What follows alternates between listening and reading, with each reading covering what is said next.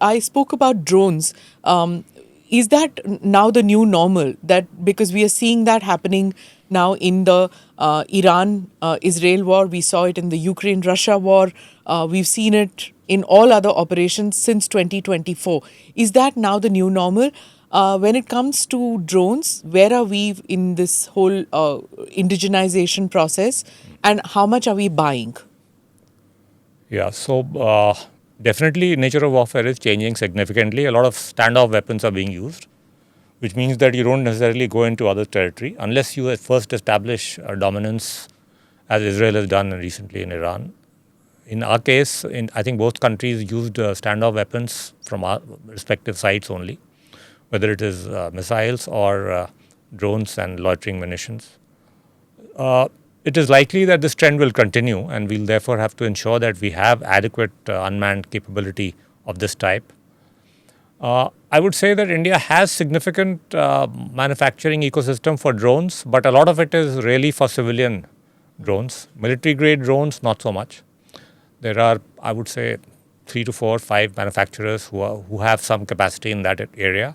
It's something we'll have to build up quickly, and to the extent that, like all military purchases, it's a monopsony. The government is the only buyer, and I guess government will have to use its buying power to provide the resources, to give the visibility in terms of orders to that sort of small ecosystem, which hopefully will gradually become a large ecosystem of drone manufacturers of military grade, to start expanding their respective manufacturing capacities.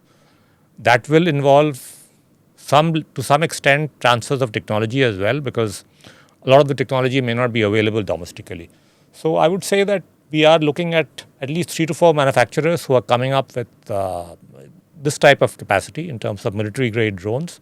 We will encourage them through orders and through tenders so that they can start investing in this area even more, including tying up with the technologies from outside. Sir, in recent past, we have seen that even countries like Ukraine, Iran, Turkey, they have made a lot of advancements in drone technology, especially manufacturing of cheaper drones. So, would there be any focused approach from your side, sir, to encourage that? Because when the conflict was on, we know you were meeting a lot of industry people like Kalyani, Solar, and others. So, any specific focus on this area, sir?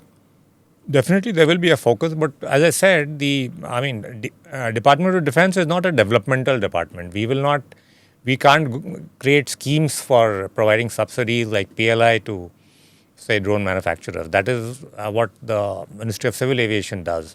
What we will provide is, as I said, that given the volume that we can generate in terms of the size of the orders, that can be bigger than the combined turnover of all the other civilian drone manufacturers in the country. That type of ensuring that they have a full order book if they make investments into military grade drones, that we will try to ensure by speeding up procurement and by giving them visibility in terms of orders. So about weapons which were used in Operation Sindoor, first time made in India weapons used, and if you could tell us how was their performance, and how much of it was used? I would say that we used a mix of fully indigenous weapons, partly indigenous, meaning manufactured under license or under technology transfer, and foreign origin weapons in this. It was a good fusion of different types of weapons by our armed forces, done in a very cohesive and coordinated manner. Indian origin weapons, some of them worked very well. I mean, BrahMos did amazing. Akash also did very well. Also, our ability to retrofit some of our older AD systems with radar to improve their capabilities, upgrade their capabilities, particularly against things like drones and other types of low-flying kind of threats. Those all worked very well. So I'd say that yes, I mean, indigenous weapons, to the extent that they were deployed, did pretty well. But I wouldn't say that they were the only sort of thing that we were using. We were using a mix of foreign origin and indigenous weapons effectively. And the indigenous weapons that were used were did very well, and BrahMos in fact was probably, you could even call it a game changer. Do subscribe to the ANI Clips channel to get shorter versions of this podcast. Click here to watch the full episode.